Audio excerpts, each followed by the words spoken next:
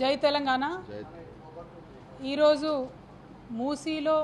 మూసీ నది పరివాహక ప్రాంతంలో మూసీ ప్రక్షాళన పేరుతోని ఈ ప్రభుత్వం చేస్తున్నటువంటి విధ్వంసం పైన శాసన మండలిలో బీఆర్ఎస్ సభ్యులందరం కూడా మేము రకరకాల అంశాలను రేకెత్తించడం జరిగింది. కానీ ప్రభుత్వం దేనికి కూడా జవాబు చెప్పకుండా తప్పించుకోవడం అన్నది అత్యంత బాధాకరం. కానీ మేము సంధించినటువంటి ప్రశ్నలతో ఈ మూసీ మీద ఉన్నటువంటి కన్ఫ్యూజన్ అంతా పోయే విధంగా శ్రీధర్ బాబు గారు ఒక్క మాట మాత్రం ఒప్పుకోవడం జరిగింది.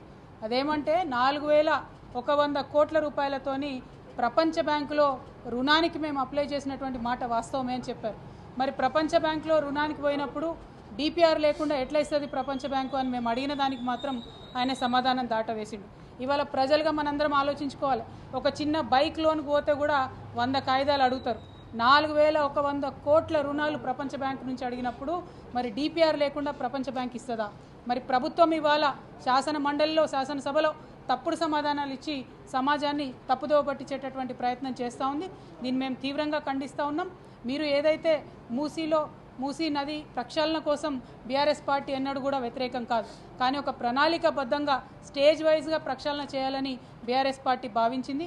అందుకే మొదటగా ఎస్టీపీలు కట్టి ముందు వాటర్ క్లీన్ చేసి తర్వాత అక్కడ ఉన్నటువంటి ప్రజలు వారి అవసరాలు ఆలోచన చేసుకొని వారిని రీహాబిలిటేషన్ చేసిన తర్వాత ఏమన్నా కార్యక్రమాలు చేయాలనుకున్నారు. మొత్తం డీటెయిల్గా రీసెర్చ్ చేసినాక 7000 పైచిలుకు మంది ఇండ్లు పోతున్నాయంటే కేసీఆర్ గారు ఆ ప్రాజెక్టు జోలికి పోలేదు. ముందు క్లీన్ చేద్దామని ఎస్టీపీల జోలికి కేసీఆర్ గారు పోయింది.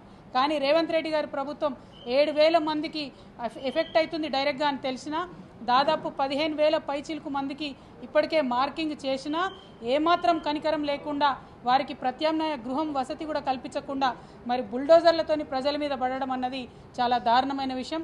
ఒక పక్క ప్రజల్ని ఇబ్బంది పెట్టడం, ఇంకొక పక్క శాసనసభలో శాసన మండలిలో తప్పుడు సమాచారం ఇవ్వడం, ఇవి రెండు కూడా ప్రజల్ని మభ్యపెట్టేటటువంటి కార్యక్రమాలు.